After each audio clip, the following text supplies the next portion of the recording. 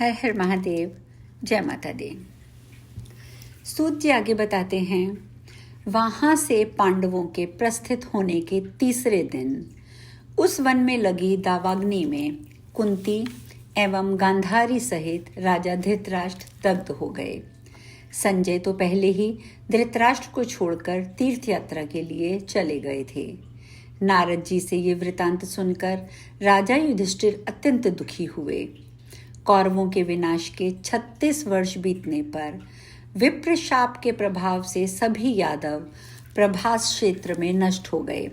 वे सभी यादव मदिरा पीकर मतवाले हो गए और आपस में लड़कर बलराम जी तथा श्री कृष्ण जी के देखते देखते मृत्यु को प्राप्त हो गए। तदंतर बलराम जी ने योग क्रिया द्वारा शरीर का त्याग किया और कमल के समान नेत्र वाले भगवान श्री कृष्ण ने शाप की मर्यादा रखते हुए एक बहेलिए के बाण से आहत होकर महाप्रयाण किया। इसके पश्चात जब वसुदेव जी ने श्री कृष्ण के शरीर त्याग का समाचार सुना तो उन्होंने अपने चित्त में श्री भुवनेश्वरी देवी का ध्यान करके अपने पवित्र प्राणों का परित्याग कर दिया। तत्पश्चात अत्यंत शोक संतप्त अर्जुन ने प्रभास क्षेत्र में पहुंचकर सभी का यथोचित अंतिम संस्कार संपन्न किया। भगवान श्री कृष्ण का शरीर खोजकर और लकड़ी जुटाकर अर्जुन ने 8 पटरानियों के साथ उनका दाह संस्कार किया। तदंतर रेवती के साथ बलराम जी के मृत शरीर का दाह संस्कार करके अर्जुन ने द्वारकापुरी पहुंचकर उस नगरी के नागरिकों को बाहर निकाला। तत्पश्चात कुछ ही क्षणों में भगवान श्री कृष्ण की वह द्वारकापुरी समुद्र में डूब गई, किंतु अर्जुन सभी लोगों को साथ लेकर बाहर निकल गए थे। मार्ग में चोरों और भीलों ने श्री कृष्ण की पत्नियों को लूट लिया और समस्त धन छीन लिया। उस समय अर्जुन तेजहीन हो गए। तदंतर अपरिमित तेज से संपन्न अर्जुन ने इंद्रप्रस्थ पहुंचकर अनिरुद्ध के वज्र नामक पुत्र को राजा बनाया।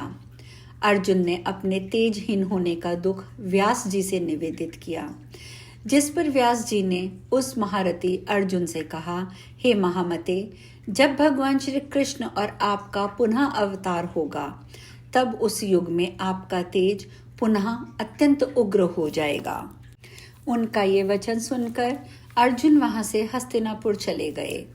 वहां पर अत्यंत दुखी होकर अर्जुन ने धर्मराज युधिष्ठिर से समस्त वृतांत कहा।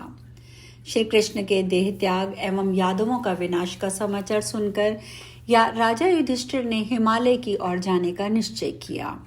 इसके बाद 36 वर्षीय उत्तरा पुत्र परीक्षित को राज सिंहासन पर प्रतिष्ठित करके वे राजा युधिष्ठिर, द्रौपदी तथा भाइयों के साथ वन की ओर चले गए। इस प्रकार 36 वर्ष की अवधि तक हस्तिनापुर में राज्य करके द्रौपदी तथा कुंती पुत्रों इन 6 ने हिमालय पर्वत पर जाकर प्राण त्याग दिए। इधर धर्मनिष्ठ राजश्री परीक्षित ने भी आलस्य रहित भाव से 60 वर्षों तक संपूर्ण प्रजा का पालन किया। एक बार आखेट हेतु एक विशाल जंगल में गए। अपने बाण से बिद्ध एक मृग को खोजते खोजते मध्याह्न काल में उत्तरा पुत्र राजा परीक्षित भूख प्यास से और थकान से व्याकुल हो गए। धूप से पीड़ित राजा ने समीप में ही एक ध्यान मग्न मुनि को विराजमान देखा। प्यास से व्याकुल होकर उन्होंने मुनि से जल मांगा। मौन व्रत में स्थित वे मुनि कुछ भी नहीं बोले, जिससे राजा कुपित हो गए और प्यास से आकुल तथा कली के प्रभावित चित्त वाले राजा ने अपने धनुष की नोक से एक मृत सांप उठाकर उनके गले में डाल दिया। गले में सर्प डाले जाने पर भी वे मुनिश्रेष्ठ कुछ नहीं बोले। वे थोड़ा भी विचलित नहीं हुए और समाधि में स्थित रहे। राजा भी अपने घर चले गए। उन मुनि का पुत्र गविजात अत्यंत तेजस्वी तथा महातपस्वी था। पराशक्ति के आराधक उस गविजात ने पास के वन में खेलते हुए अपने मित्रों को ऐसा कहते हुए सुना कि हे मुनिश्रेष्ठ, तुम्हारे पिता के गले में किसी ने मृत सर्प डाल दिया है। उनकी ये बात सुनकर वह अत्यंत कुपित हुआ और शीघ्र ही हाथ में जल लेकर उसने कुपित होकर राजा को शाप दे दिया।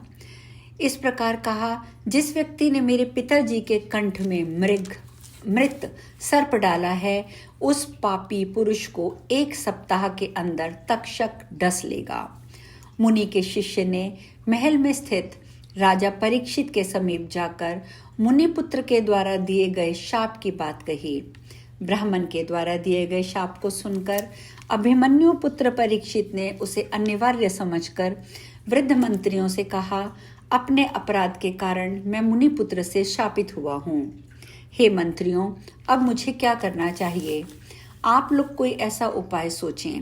मृत्यु तो अनिवार्य है, ऐसा वेदवादी लोग कहते हैं, तथा बुद्धिमान पुरुषों को शास्त्रोक्त रीति से सर्वदा प्रयत्न करना ही चाहिए। कुछ पुरुषार्थवादी विद्वान ऐसा कहते हैं कि बुद्धिमानी के साथ उपाय करने पर कार्य सिद्ध हो जाते हैं, ना करने पर नहीं। मणि, मंत्र और औषधों के प्रभाव अत्यंत ही दुर्जय होते हैं। मणि धारण करने वाले सिद्धजनों के द्वारा क्या संभव नहीं हो जाता। पूर्व काल में किसी ऋषि पत्नी को सर्प ने काट लिया था, जिससे वह मर गई।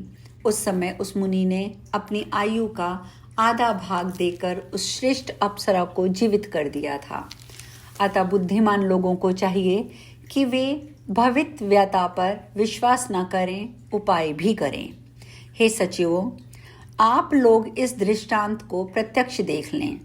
इस लोक या परलोक में ऐसा कोई भी मनुष्य दिखाई नहीं देता जो केवल भाग्य के भरोसे से रहकर उद्यम ना करता हो। गृहस्थी से विरक्त मनुष्य सन्यासी होकर जगह जगह भिक्षाटन के लिए बुलाने पर अथवा बिना बुलाए भी गृहस्थों के घर जाता ही है। दैवात प्राप्य उस भोजन को भी क्या कोई मुख में डाल देता है?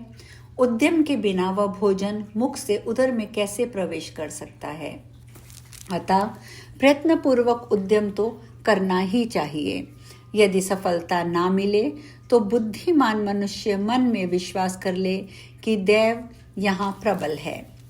मंत्रियों ने कहा, हे महाराज, वे कौन मुनि थे जिन्होंने आप अपनी आधी आयु देकर अपनी प्रिय पत्नी को जीवित किया था? वह कैसे मर गई थी? ये कथा हमसे कहिए। राजा परीक्षित बोले, महर्षि भृगु की एक सुंदर स्त्री थी जिसका नाम पुलोमा था।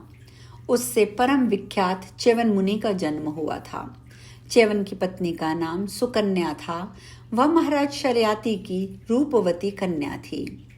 उस सुकन्या से श्रीमान प्रमति ने जन्म लिया, जो बड़े यशस्वी थे। उस प्रमति की प्रिय पत्नी का नाम प्रतापी था। उन्हीं राजा प्रमति के पुत्र परम तेजस्वी रुरु हुए।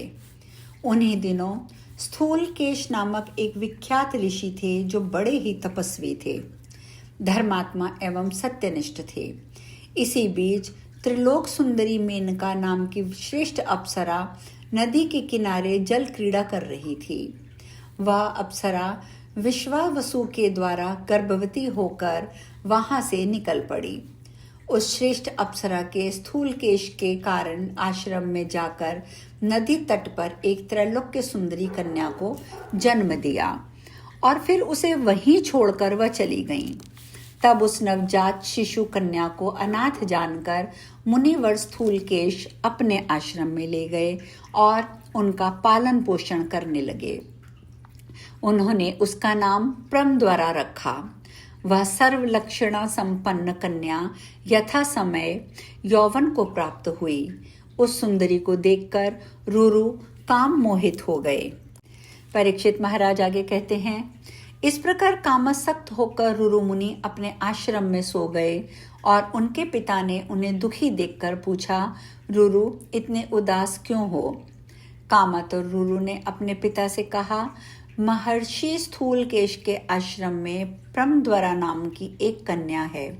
मैं चाहता हूँ कि वह मेरी पत्नी बने। उन प्रमिति ने महामुनि स्थूलकेश के पास जाकर उन्हें प्रसन्न तथा अपने अनुकूल करके सब उस सुंदर कन्या के लिए याचना की। महामुनि स्थूलकेश ने ये वचन दे दिया कि किसी अच्छे मुहूर्त में कन्या दान दूंगा। अब उस वन में उन दोनों विवाह की सामग्री का प्रबंध करने लगे। इस प्रकार उस तपोवन के समीप में ही रहकर प्रमति तथा स्थूलकेश दोनों महात्मा विवाहोत्सव की तैयारी करने लगे।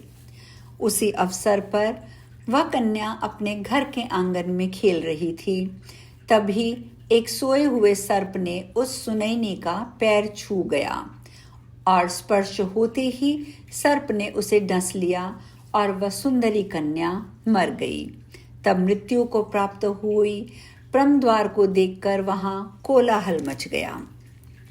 आज हम कथा में यहीं विश्राम लेंगे। शेष कल। हर हर महादेव। जय माता दी।